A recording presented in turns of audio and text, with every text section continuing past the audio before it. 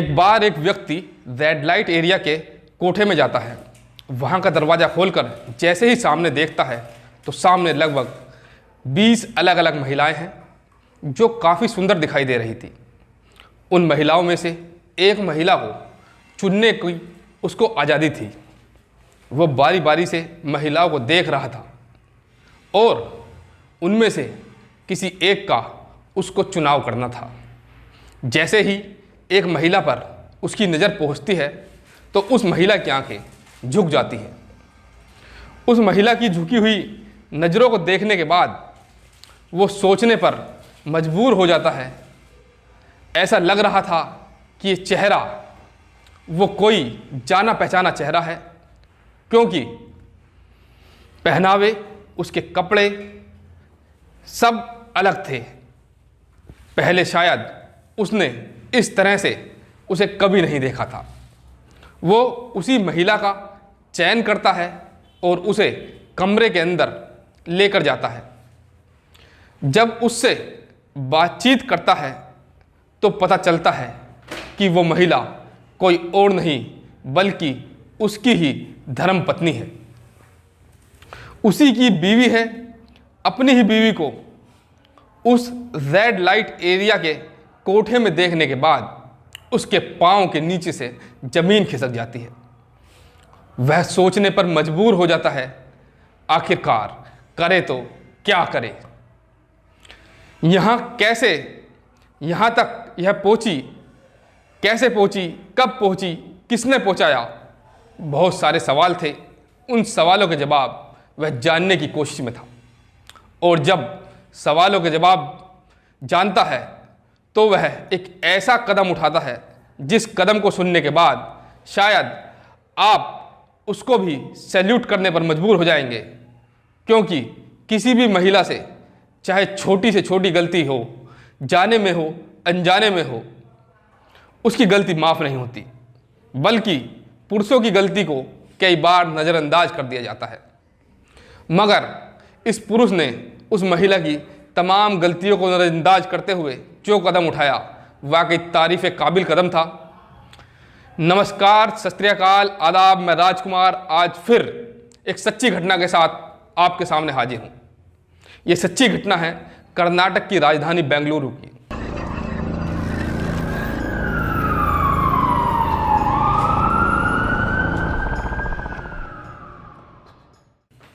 दरअसल एक व्यक्ति जिसका नाम साहिल है, जो कि बेंगलुरु शहर का रहने वाला है, एक मल्टीनेशनल कंपनी में काम करता है। उसकी कंपनी ने उसको एक असाइनमेंट के लिए बुलाया था मुंबई में कि आपको यहाँ पर आना है और कुछ समय के लिए, अभी 2 या 3 महीने ही हुए थे उसकी शादी के,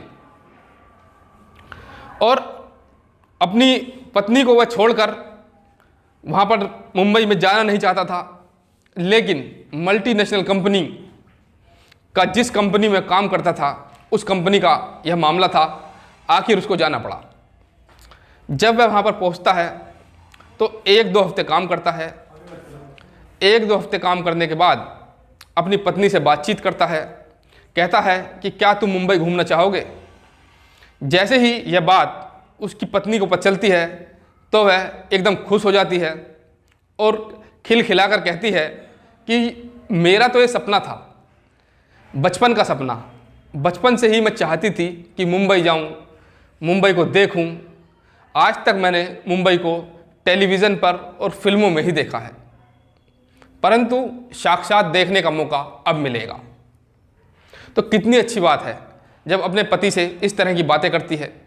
तो उसका पति कहता है कि परेशान होने की ज़रूरत नहीं है, 7 अक्टूबर 2011 को मैंने तुम्हारा रिजर्वेशन करा दिया है। फला तारीख को तुम्हें वहाँ पर एक ट्रेन मिलेगी। उस ट्रेन में आराम से बेंगलुरु से मुंबई का सफ़र पूरा करना और सीधे मुंबई पहुँचना, और जब तुम यहाँ आओगी तो मैं तुम्हारा इंतज़ार करता हुआ स्टेशन पर मिलूँगा। वह दिन भी आता है और जब दिन आता है तो वह घर से कुछ तैयारी के साथ सीधा बेंगलोर के रेलवे स्टेशन पर जाती है और अपनी निर्धारित ट्रेन, अपनी निर्धारित बर्थ पर जाकर बैठ जाती है और सबसे पहले फ़ोन करती है अपने सास ससुर को। कहती है कि मम्मी पापा मैं ट्रेन में बैठ गई हूँ और लगभग 1000 किलोमीटर का ये सफ़र है, 16-17 घंटे में पूरा हो जाएगा और मैं साहिल के पास पहुँच जाऊँगी। पहला फ़ोन हो चुका था, अब दूसरा फ़ोन वो अपने पति को करती है। अपने पति से कहती है कि जी मैं ट्रेन के अंदर बैठ गई हूँ और जल्दी से आपके पास पहुँच जाऊँगी, आप परेशान मत होना। तो साहिल कहता है कि परेशान मुझे नहीं, परेशान तुम मत होना, क्योंकि बिल्कुल भी घबराने की ज़रूरत नहीं है। तुम्हारा ये अकेला पहली बार तुम सफ़र कर रही हो। और उसे कुछ बातें बताता है और कहता है कि किसी से ज़्यादा बातचीत भी मत करना, अपने सफ़र पर ध्यान देना, कोई ऐसी चीज़ मत खाना जिससे कि तुम्हें कुछ दिक्कत हो, और अनेक तरीक़ों से उसे समझाने की कोशिश करता है। अब ये ट्रेन मुंबई के सफ़र के लिए चल पड़ती है। जैसे ही मुंबई के सफ़र के लिए ट्रेन चल पड़ती है तो जिस बोगी में, जिस बर्थ में वो बैठी हुई थी, उसके सामने वाली बर्थ पर भी 2 व्यक्ति बैठे हुए थे, एकदम अनजान व्यक्ति, एक दूसरे से बातचीत भी नहीं कर रहे थे। मगर धीरे धीरे जब सफ़र आगे की तरफ चलता है तो वो दोनों व्यक्ति आपस में एक दूसरे का इंट्रोडक्शन लेते हैं, एक दूसरे से परिचय लेते हुए पूछते हैं कि तुम कौन हो, तुम कहाँ जा रहे हो, कहाँ से आ रहे हो, इस तरह की बातें करते हैं। यह महिला किसी से बातचीत भी नहीं कर रही थी। महिला का नाम तान्या है। वो किसी से बातचीत नहीं कर रही थी, वो बात कर रही थी या तो अपने ससुर से या फिर अपने पति साहिल से। साहिल को बताती है कि अब इतना किलोमीटर का सफ़र पूरा हो चुका है, अब मैं यहाँ पहुँच गई हूँ। खिड़की के बाहर झांकती है और बताती है कि देखो ऐसा दिखाई दे रहा है, वैसा दिखाई दे रहा है। इस तरह से उसका जो सफ़र था वह कटने लगता है। और जैसे जैसे आगे ट्रेन बढ़ रही थी, वो 2 व्यक्ति जो कि उसकी बर्थ के ठीक सामने बैठे थे, उनमें से एक व्यक्ति कहता है, बहन जी लगता है कि आज आप पहली बार ट्रेन में सफ़र कर रही हो, वह भी मुंबई का। वो कहती है, हाँ मैंने ट्रेन में तो बहुत सफ़र किए हैं, लेकिन अकेले मुंबई में पहली बार जा रही हूँ। तो वो कहते हैं कि बहन जी आपको परेशान होने की बिल्कुल ज़रूरत नहीं है, हम भी मुंबई ही जा रहे हैं, किसी भी तरह की कोई दिक्कत परेशानी हो तो आप हमें बता सकती हैं। ऐसे ही बातचीत चल रही थी, लेकिन जब आगे वक्त गुजरा, 15-16 घंटे का सफ़र पूरा हुआ, तो किसी अनजान व्यक्ति से इतने लंबे समय तक आप बातचीत ना करें, ऐसा नहीं हो सकता। जब बातचीत होगी तो जाहिर सी बात है दोस्ती भी हो ही जाएगी। उधर उन दोनों की दोस्ती हो चुकी थी और उन दोनों ने तान्या से भी कहीं ना कहीं जान पहचान बनानी शुरू कर दी थी। तान्या जब अपना कुछ खाने पीने का सामान था तो उनसे पूछ लेती थी, क्योंकि सामने पड़ रहे थे उसकी नज़रों के, कि भाई साहब कुछ आप ले लीजिएगा। वो तान्या की मजबूरी बन जाती है उस सामान को दिखाते हुए कि भाई साहब आप भी खाने का सामान लेंगे। जब वो उन दोनों से व्यक्ति से कहती है तो वो व्यक्ति भी उसके सामान में से कुछ खाने लगते हैं। कुछ देर बाद जब वो उसका सामान ले लेते हैं तो वो भी कुछ सामान जब अपना लेके आते हैं तो उसकी तरफ हाथ बढ़ा देते हैं। ना चाहते हुए भी तान्या को भी कुछ ना कुछ खाना पड़ रहा था। इस तरह से ये सफ़र था जो बहुत ही सुहाना सफ़र था, आगे बढ़ रहा था। ट्रेन चलती जा रही थी। चलते चलते लगभग 150 किलोमीटर के आसपास का सफ़र बचा था अभी, और मुंबई जो है अब ज़्यादा दूर नहीं थी। यानी कि उस 1000 किलोमीटर में से लगभग 850 किलोमीटर का सफ़र तय हो चुका था। तान्या अपने पति साहिल को फ़ोन करती है और कहती है कि अभी 150 किलोमीटर का सफ़र बाकी है और तुम परेशान मत होना, मैं तुम्हें वहाँ स्टेशन पर मिलूँगी। साहिल भी कहता है कि तुम्हें परेशान होने की ज़रूरत नहीं है, मैं तुम्हें लेने के लिए रेलवे स्टेशन पर आ जाऊँगा। बस इतना ये फ़ोन था।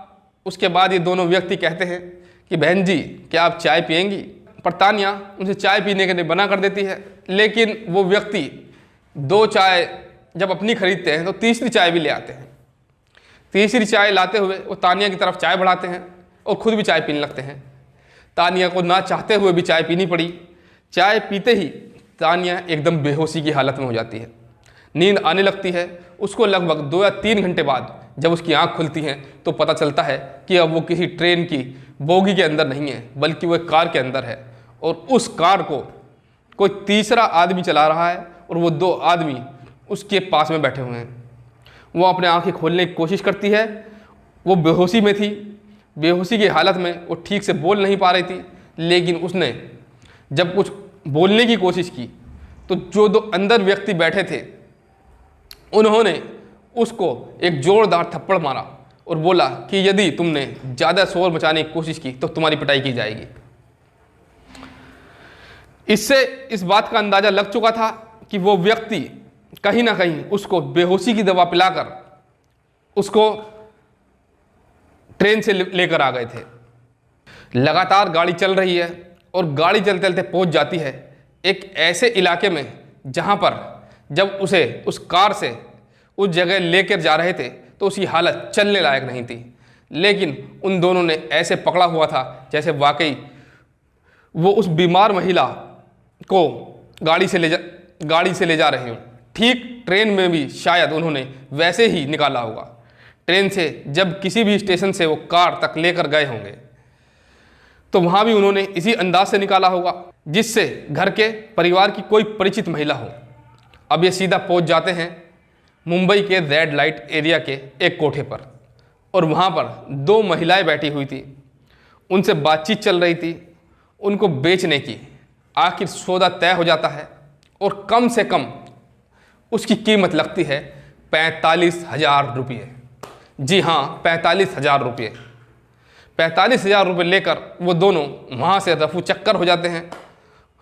वह महिला उसे हल्का हल्का जिसे होश आने लगता है और वो गिड़गिड़ाने लगती है, वो रोने लगती है, वो रहम की भीख मांगती है। अब ये एक कोठे पर मौजूद थी और कोठे के नज़ारा जब वह देखती है तो वहाँ पर पहले से ही न जाने कितनी लड़कियाँ थीं जिन्होंने अपने कपड़ों से ऐसे कपड़े पहने हुए थे जिसको देखकर कोई भी पुरुष उत्तेजित हो जाए। अब उस महिला को एक कमरे में बंद कर दिया जाता है क्योंकि वो विरोध करने पर उतारू थी, वो चीख रही थी, चिल्ला रही थी, इसलिए उसको बांधकर एक कुर्सी पर रखा जाता है और उसके मुंह पर कपड़ा लपेट दिया जाता है जिससे कि वो चिल्लाए ना। बस 7 अक्टूबर को वह घर से चली थी और आज 8 अक्टूबर था। इस तरह से एक दिन गुजर गया था। धीरे धीरे करके लगभग इसी तरह 5 दिन बीत चुके थे। उधर उसका पति रेलवे स्टेशन पर इंतज़ार कर रहा था कि काफ़ी इंतज़ार करने के बाद भी जब उसकी पत्नी उस ट्रेन से नहीं उतरती है, वह उसे नहीं दिखाई देती है तो वह परेशान हो जाता है। फ़ोन करता है, जब फ़ोन करता है तो फ़ोन उसका स्विच ऑफ आता है। अपने माँ बाप से पूछता है, फिर जाकर रेलवे स्टेशन पर जीआरपी को सूचना देता है। साथ ही पुलिस स्टेशन में भी जाता है और अपनी पत्नी की गुमशुदगी की रिपोर्ट दर्ज कराता है। वह तमाम कोशिशें करता है अपनी पत्नी को तलाश करने की ताकि उसकी पत्नी मिल जाए। सीधा वह बेंगलोर के रेलवे स्टेशन पर जाता है और जाकर वहाँ के सीसीटीवी चेक करता है। देखता है कि कहीं इसकी पत्नी को रेलवे स्टेशन पर देखा तो नहीं गया या वो यहाँ आई तो नहीं थी और ट्रेन के अंदर बैठी भी थी या नहीं। लेकिन तमाम कोशिश करने के बावजूद भी वह अपनी पत्नी का पता नहीं चला पाता है। उधर उस कोठे पर उसकी पत्नी टॉर्चर हो रही थी। रोज़ उसको मारा जा रहा था, उसको पीटा जा रहा था, रोज़ उसको खाना भी नहीं दिया जा रहा था। जितनी ज्यादती हो सकती थी, जितनी हैवानियत एक औरत के साथ हो सकती थी, उस कोठे की जो मालकिन थी, उस कोठे की जो सबसे बूढ़ी, जो सबसे बड़ी औरत थी, वो सब यातनाएं दे रही थी जो उसने कभी कल्पना भी नहीं की थी। 16वें दिन उस कोठे की मालकिन सुनीता पुजारी जो थी उससे कहती है कि अब बहुत दिन हो गए हैं, यदि आज तुम तैयार होकर ग्राहक के लिए सामने नहीं गई तो तुम्हारा वो हस्त्र किया जाएगा जिसकी तुमने कल्पना भी नहीं की थी। लड़कियों को समझा दो जो पहले से ही इसको समझा दो जो पहले से ही वहाँ लड़कियाँ काम कर रही थी। उन लड़कियों के द्वारा उस पर दबाव बनाया जाता है। वह लड़कियाँ कहती हैं कि तानिया तुम मान जाओ, क्योंकि अब यहाँ से तुम्हारे जाने का कोई रास्ते नहीं है, सब रास्ते बंद हो चुके हैं, तुम्हें यहीं रहना है, यहीं काम करना है। अब तुम्हें कोई छुड़ा नहीं सकता, कोई तुम्हें यहाँ से बचा नहीं सकता। आज तक जो इस कोठे पर आया है वो कभी अपने घर नहीं गया, तुम्हारी मदद करने का कोई नहीं आएगा। 16वें दिन आखिरकार तानिया टूट जाती है और तानिया भी ऐसे कपड़े पहनती है जिन कपड़ों को देखने के बाद कोई भी पुरुष आसानी से उसकी तरफ आकर्षित हो जाए। आज उन 20-22 महिलाओं में से तानिया का नंबर था, क्योंकि ग्राहक ने तानिया को पसंद किया था। तानिया को लेकर वह कमरे में जाता है और जाने के बाद कमरा बंद करता है। जैसे ही वो कमरा बंद करता है, वो तानिया गिड़गिड़ाने लगती है, रोने लगती है और रोती भी ऐसे है कि उस कमरे से उसकी आवाज़ बाहर न जाए। उसकी आंखों में आंसू थे। रोते हुए उसके पैर पकड़ लेती है और कहती है, भैया मुझे माफ़ कर दो, मैं ऐसे यहाँ पर चली आई हूँ। मेरे पति साहिल हैं जो मल्टीनेशनल कंपनी में काम करते हैं। मुझे तो यहाँ सिर्फ मुंबई घूमने के लिए आने था। किसी ने मुझे चाय में नशीला पदार्थ देकर यहाँ पहुँचा दिया है। वो अपनी परेशानी, अपना दर्द, अपनी सारी बातें उस आदमी को बताती है। उस व्यक्ति ने, हालांकि कोठे पर आने वाला व्यक्ति हर आदमी शरीफ तो नहीं हो सकता, लेकिन उस व्यक्ति ने इंसानियत का परिचय दिया और कहा कि मैं तुम्हारी मदद कर सकता हूँ।